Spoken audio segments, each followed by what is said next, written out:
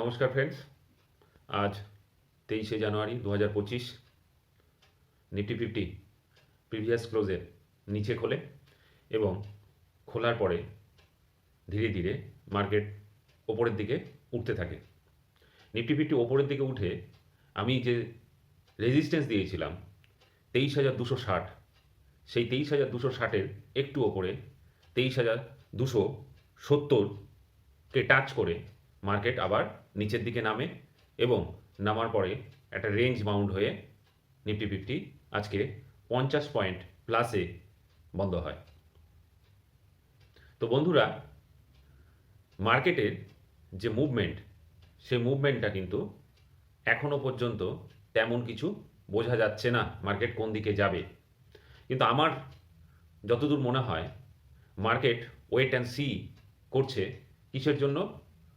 আমাদের যে বাজেট আছে ফেব্রুয়ারিতে, সেই বাজেটের অপেক্ষায় কিন্তু মার্কেট তাকিয়ে আছে এবং মার্কেটের যে বাজেট, আমাদের বাজেট ফেব্রুয়ারিতে পেশ হবে, সেই বাজেটে যদি ফরেন ইনভেস্টারদের জন্য কিছু পজিটিভ কিছু ট্যাক্সের ব্যাপারে যদি কোনো ছাড় দেয়, তবে কিন্তু ফরেন ইনভেস্টাররা আবার ইনভেস্টমেন্ট শুরু করবে এই মার্কেটে।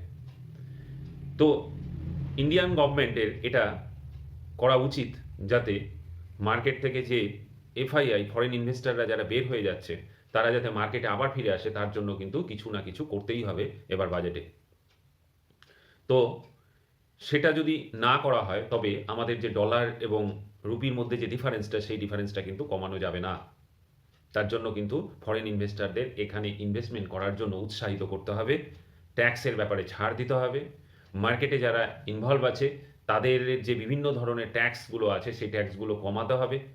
সার্ভিস ট্যাক্স, তারপরে আরও ট্যাক্সগুলো আছে, সেই ট্যাক্সগুলোকে কমাতে হবে। তবেই কিন্তু মার্কেটে কিন্তু আমরা পজিটিভ মুভমেন্ট দেখব এবং মার্কেট কিন্তু আবার 26,000 ক্রস করে 27,000-এ কিন্তু যাবে।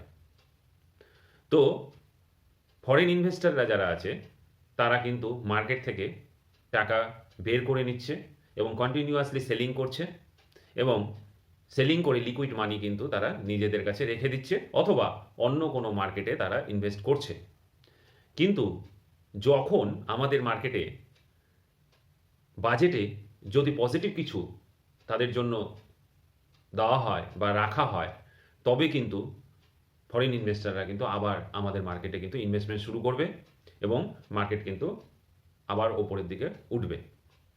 আজকেও নিফটি ফিফটি 50 পয়েন্ট প্লাসে বন্ধ হয়েছে এবং ফরেন ইনভেস্টাররা যারা আছে তারা কিন্তু আজকেও মার্কেটে সেলিং করেছে এবং সেলিং হলো 5,462 কোটি টাকা, আর ডিআইআই 3,712 কোটি টাকা কিন্তু বাই করেছে। তো এফআইআই সেলিং মোডেও এখনও আছে, হয়তো বাজেট পেশ হওয়ার পরে তারা আবার বাইং মোডে আসবে। বাইং মোডে আসলে পরেই মার্কেট কিন্তু আর নিচের দিকে নামবে না, মার্কেট কিন্তু আবার ওপরের দিকে ওঠা শুরু করবে। ভালো ভালো স্টকগুলো নিজেদের পোর্টফোলিওতে রাখার চেষ্টা করুন। আমি প্রত্যেক শনিবারে যে স্টকগুলোর কথা বলি, সেই স্টকগুলো নিজের পোর্টফোলিওতে রাখুন এবং অ্যাভারেজ করুন। করলে পরে দেখবেন মার্কেটে কিন্তু আপার মুভমেন্ট, ওপরের দিকে যখন মুভমেন্ট আসবে, তখন কিন্তু একটা ভালো হ্যান্ডসাম প্রফিট কিন্তু আপনাদের পোর্টফোলিওতে দেখা যাবে।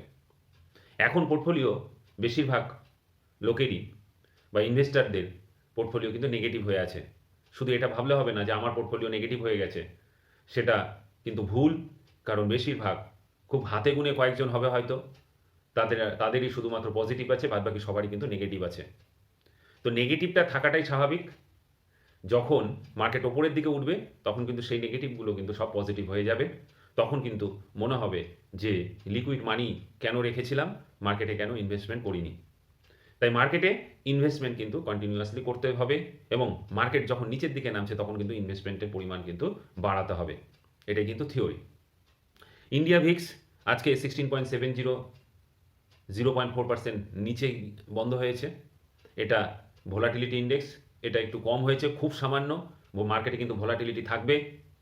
আর যদি আমি সমস্ত কিছু বিচার করি, গ্লোবাল মার্কেট এবং ওপেন ইন্টারেস্ট এবং সব কিছু যদি আমি ক্যালকুলেশনের মধ্যে আনি, তবে আমার যে সাপোর্ট আর রেজিস্ট্যান্সগুলো হচ্ছে, আমার ফার্স্ট সাপোর্ট হচ্ছে 23,168, তারপর 23,087, তারপর 23,031, তারপরে 22,979 এবং ফার্স্ট রেজিস্ট্যান্স হবে 23,268, তারপর 23,337, তারপর 23,425, তারপর 23,518।